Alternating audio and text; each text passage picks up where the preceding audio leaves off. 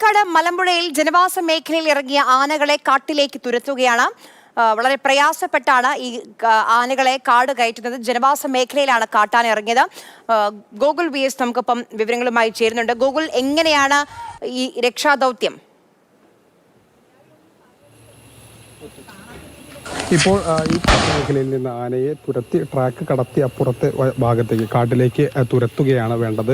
അതിൻ്റെ ദൗത്യമാണ് വനം വകുപ്പ് നടത്തുന്നത്. കുറച്ച് നാളുകളായി, ഏകദേശം മാസങ്ങളായി തന്നെ ഈ മേഖലയിൽ, ഈ ജനവാസ മേഖലയിൽ PT5, PT14 അടക്കമുള്ള ആനകളുണ്ടായിരുന്നു. അപ്പോൾ ആ ദൗത്യം ആണ് ആ ആനകളെ തിരിച്ച് വനമേഖലയിലേക്ക് പൂർണ്ണമായും തുരത്തുക എന്നുള്ളതാണ്. അതിൽ പ്രധാനമായും ഈ റെയിൽവേ ട്രാക്ക് മുറിച്ച് കടന്നാൽ മാത്രമേ ആനകളെ അവിടെ എത്തിക്കാൻ കഴിയുകയുള്ളൂ. അപ്പോൾ അതിനുള്ള ദൗത്യം നടത്തുകയാണ്. ഇതുപോലെ ഏറ്റവും പ്രധാനപ്പെട്ട വെല്ലുവിളി എന്ന് പറഞ്ഞ തരത്തിൽ ട്രെയിൻ പോകുന്ന ഈ ട്രെയിൻ പോകാത്ത സമയത്ത് ഇത്തരത്തിൽ ആനയെ എത്തിക്കണം. ഒരു തവണ ഈ ട്രാക്കിൻ്റെ അടുത്ത് വരെ ആന എത്തിയെങ്കിലും പിന്നീട് ഇത് ട്രാക്ക് മുറിച്ച് കടന്നില്ല.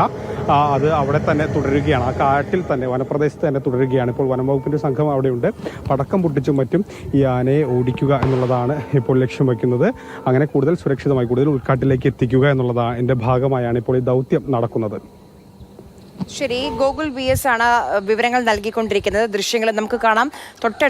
അടുത്തുകൂടിയാണ് റെയിൽവേ ട്രാക്ക് പോയിക്കൊണ്ടിരിക്കുന്നത്. അപ്പം ട്രെയിൻ പോകാത്ത സമയം നോക്കി വേണം പടക്കമൊക്കെ പൊട്ടിച്ച് ഈ ആളുകളെ, ഈ ആനകളെ ഈ ജനവാസ മേഖലയിൽ നിന്ന് കാട്ടിലേക്ക് തിരികെ കയറ്റേണ്ടത് വളരെ ശ്രമകരമായൊരു ദൗത്യമാണ്.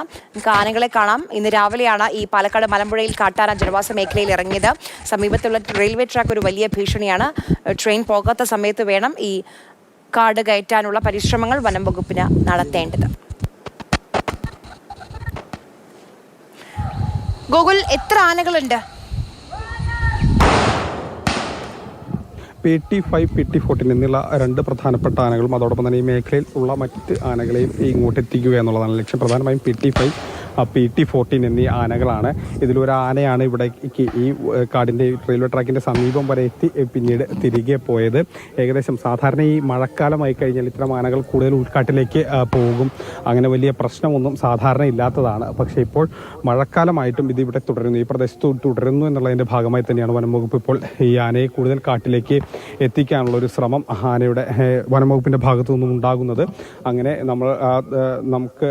നമുക്ക് നേരത്തെ മനസ്സിലായി, കുറച്ച് സമയം മുമ്പ് ഈ റെയിൽവേ ട്രാക്കിൻ്റെ അടുത്ത് വരെ ഈ ആന എത്തുകയും തിരികെ വീണ്ടും കാട്ടിലേക്ക് പോവുകയുമാണ് ചെയ്തത്. ഇപ്പോൾ വീണ്ടും ആനയെ ഇങ്ങോട്ട് തന്നെ കൊണ്ടുവരാൻ, പടക്കം പൊട്ടിച്ച് മറ്റും കൊണ്ടുവരാനുള്ള ശ്രമമാണ് വനംവകുപ്പിൻ്റെ ഭാഗത്തു നിന്നും നടക്കുന്നത്. അതായത് ഇപ്പോൾ ഒരു ട്രെയിൻ അതിലൂടെ പോയി, അപ്പം അത് കഴിഞ്ഞ് വീണ്ടും ആനകളെ പടക്കമൊക്കെ പൊട്ടിച്ച് ആന നിലനിൽക്കുന്ന സ്ഥലത്ത് നിന്ന് മാറ്റി വന മേഖലയിലേക്ക് കയറ്റാനുള്ള ശ്രമമാണ് നടക്കുന്നത്. ഒന്നോ രണ്ടോ അല്ല, ആ പ്രദേശത്തെ നിരവധി ആനകൾ ഇപ്പോൾ ഈ ജനവാസ മേഖലയിൽ നിലയുറപ്പിച്ചിരിക്കുകയാണ്. തൊട്ടടുത്തുകൂടെ പോകുന്ന ഈ റെയിൽവേ ട്രാക്കൊക്കെ വലിയ പ്രതിസന്ധിയാണ്.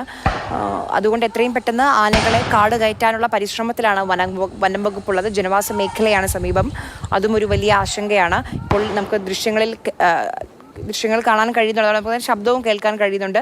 പടക്കമൊക്കെ പൊട്ടിച്ച് ആനകളെ കാട് കയറ്റാനുള്ള ശ്രമമാണ്.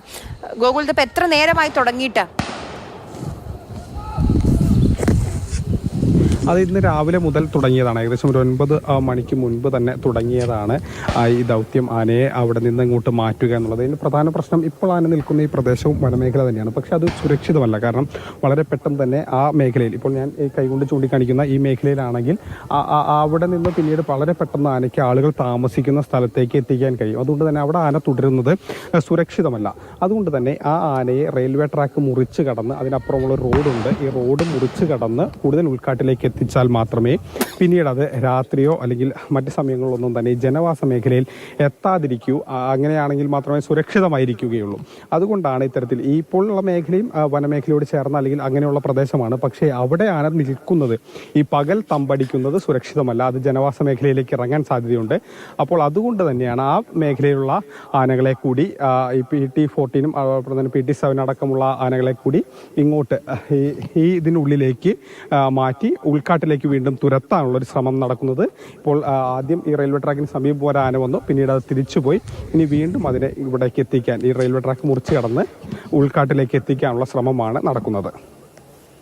ശരി, ഗൂഗിൾ VS ആണ് അവിടെ നിന്നുള്ള വിവരങ്ങൾ നമുക്ക് നൽകിക്കൊണ്ടിരിക്കുന്നത്. ഇന്ന് രാവിലെ മുതൽ തന്നെ ഈ ആനകളെ കാട് കയറ്റാനുള്ള ശ്രമം നടന്നുകൊണ്ടിരിക്കുകയാണ്.